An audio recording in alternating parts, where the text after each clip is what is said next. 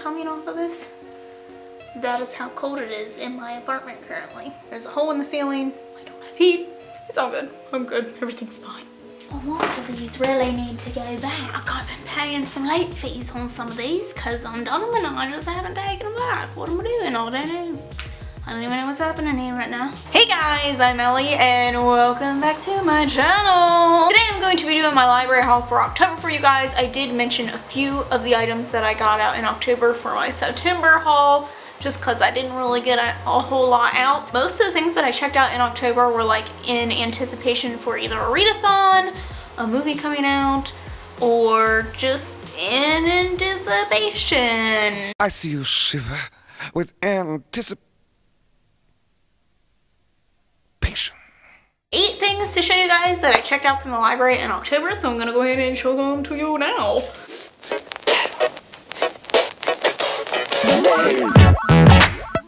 One of the very first things that I checked out in October was one that I had eyed up. We did a Wizard of Oz display at the library, and I found this graphic novel called The Wonderful Wizard of Oz, which is actually just a graphic novel adaptation of it that Marvel does.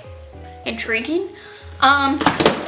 Oh my god, I'm a mess. I didn't touch the tea. This seemed really intriguing to me just because I didn't realize how much of the original story, like the movie version, kind of strays from. There was also some really intriguing information about the original author, Frank Baum, however you say his name, about the original author, which I thought was really awesome. And the artwork in here was just so fun. It was so interesting, kind of creepy at times, but I loved it. And this gave me like a whole new, like, profound love for the Wizard of Oz. And I do believe that this is a graphic novel series.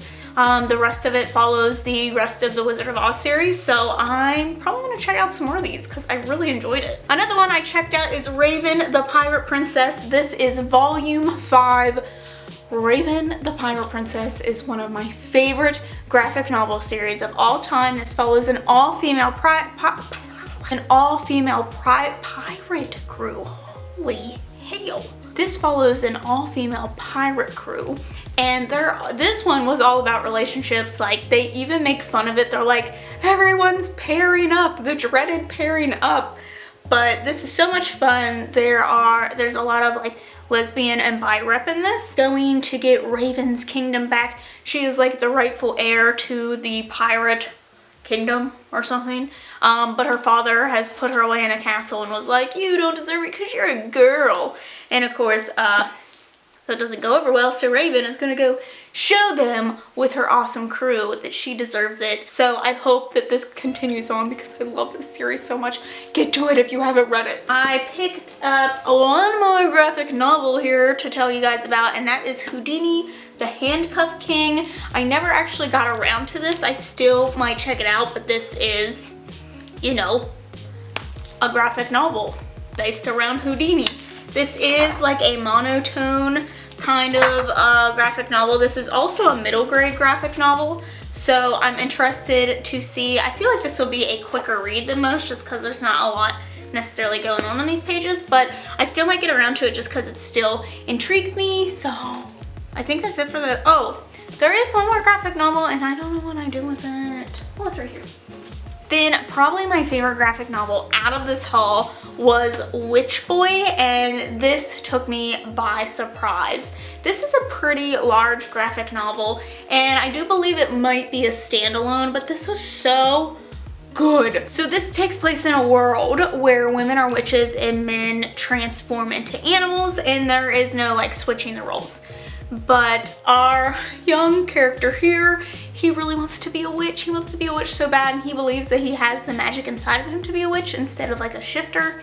But of course his family is like, you can't be that way, bad things are gonna happen. And then suddenly the rest of the boys that like live in their house start disappearing, and they believe that there's like this evil spirit that is coming to devour them and take them over and blah blah blah blah blah. And this demon has like a thing against witches, and there's like this weird family back history. It's complicated, but it's not, and it's just so good. And it's about like accepting who you are and being who you want to be, and like your family denying that, coming to terms with it. Like, it was just so good.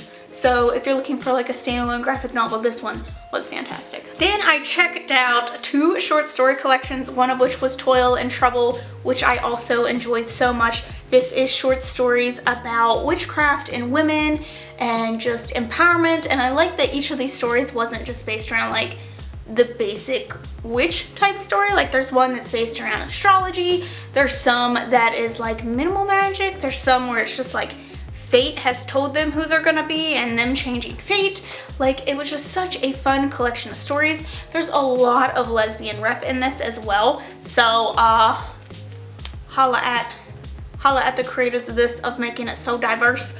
It was lots of fun and I just really enjoyed it. I think I would very much like a copy of this someday. I think my favorites were, hang on, and I tells you, I really liked Star Song. I really liked Death in the Sawtooth. That one was real interesting. But this was lots of fun. I really enjoyed a lot of the stories in here. Another one I checked out was R.L. Stein's Scream and Scream Again. This is spooky stories. However, I didn't get around to this, so I think I'm gonna add this to my list to read next year because I'm always looking for a short story collection to read, and this is just like the perfect October Halloween read.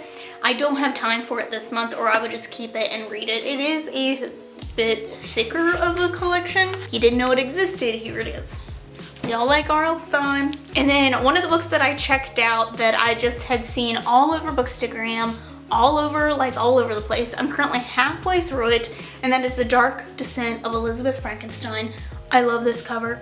I love this concept. This follows a girl who basically, the ability for her to live is that she is Victor Frankenstein's friend.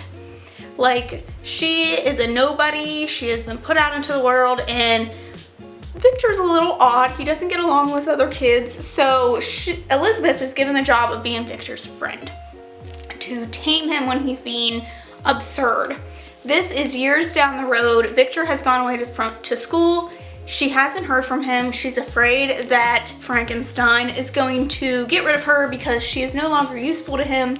So she goes in search of Victor to see what he's been up to, and of course madness ensues. And if you know the story of Frankenstein, you kind of know what happens. This has been a really dark and compelling story. I can't decide if I like Elizabeth Frankenstein. I can't decide if I don't. Like, she is doing what she needs to survive, but she's very manipulative, but at the same time, like, you feel bad for her in her position, and it's a whirlwind. And I love having read Frankenstein, like, kind of getting, this is almost like a behind the scenes almost, or like Frankenstein is behind the scenes to this. It's just been really intriguing and really fun, so I would highly recommend this one as well. I'm not done it yet, but I've liked it so far. So that's actually all of the things that I have to show you guys.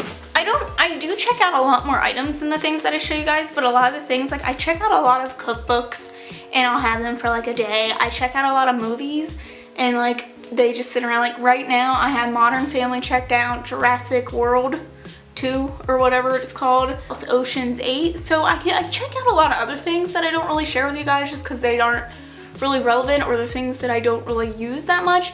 And like, these hauls tend to be so long most of the time, I don't know. But just know that like, your library doesn't just have to have like your basic stuff. You can go to your library and check out a lot of different things. I honestly have been checking out all of the audiobooks of the Start to Freak series through my library, and that read along is still going on even though it was supposed to end October 31st. Your girl is on the last trilogy, so I'm catching up, okay? I love the library. I love seeing library hauls. I love doing library hauls, so let me know what you guys got from your library this past month. Don't forget to subscribe to see future library hauls from me. Thanks for watching, and I'll see you in the next time. Bye!